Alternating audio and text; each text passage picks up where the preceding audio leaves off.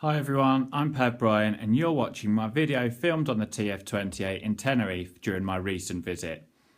It rains on average 1 day a month during this time of year, and as you can see from the footage, that day is today. Makes cornering and descending extra fun.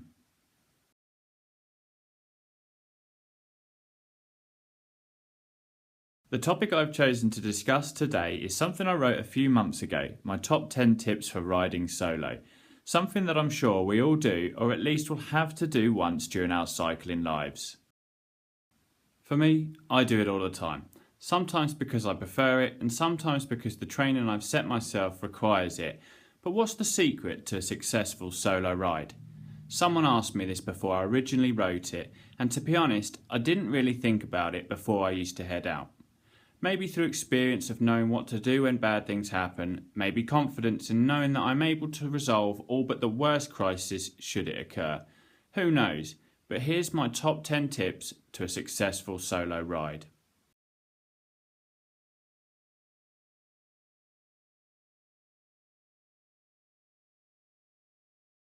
Number 1.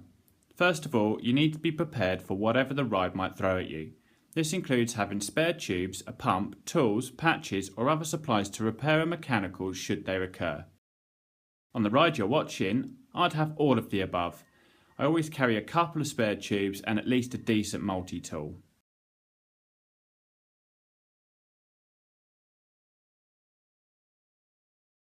Number 2.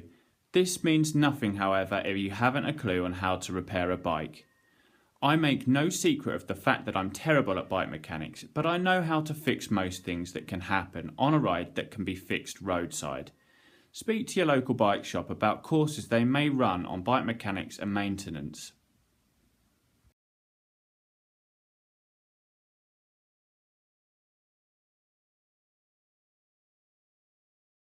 Number 3. What do you do though if something terminal happens? It will happen at least once to everybody, probably more if you ride frequently. Having a fully charged phone with someone available to call is a start, but what if no one can help? Money will allow you to get to a taxi or a train station, a bus or some form of public transport. Most bike shops are pleasant enough to help you where they can. My only hope if I were to suffer an unfixable mechanical in the climb up to Mount Taylor would be to call for help using my phone. No people about. See one car and maybe a cyclist the entire ride, and try not to rely on anyone but yourselves in situations like this. Your plan can't be wait until someone drives past.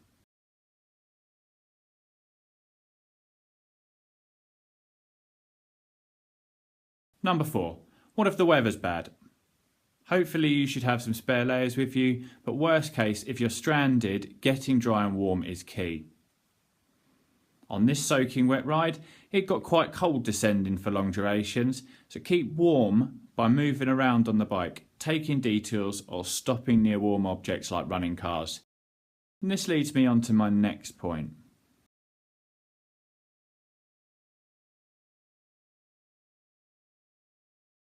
Number 5. Be smart when planning a route. Have a route that is easy to reach by others, has cafes or public transport routes nearby just in case.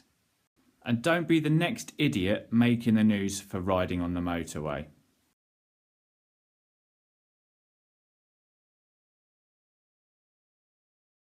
Number 6. Then let someone know the route you're taking. This way, should you get stranded or need to be found, you're making your rescuer's job a lot easier. Set up your phone so others can find you in the case of an emergency.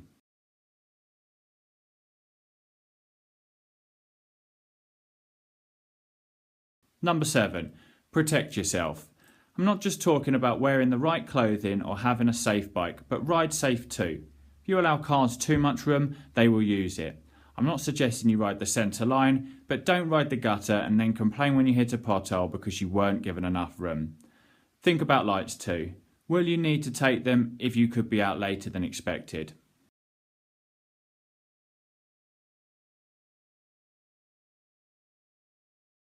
Number 8. Make life easier for others.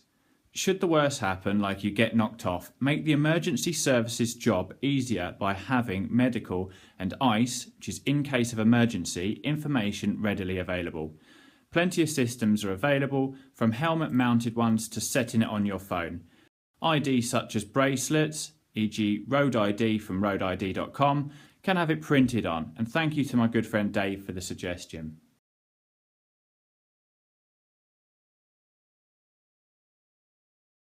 Number 9. Food and drink. Pack enough to ensure you have the energy to make it round your ride. Even if you plan not to eat, it's better to have and not need than to need and not have. If you get caught out, remember that your body can run for a long time on its fat stores alone, but will only be able to access this energy if you take it easy.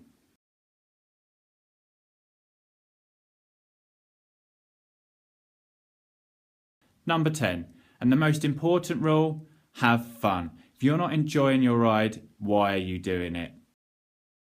Thanks for watching. I'm Pav Bryan, and if you liked what you saw, please like the video and share it with your friends. If you think there's an important one not covered, please leave a comment in the box, and don't forget to subscribe to my channel so you don't miss a thing in the future.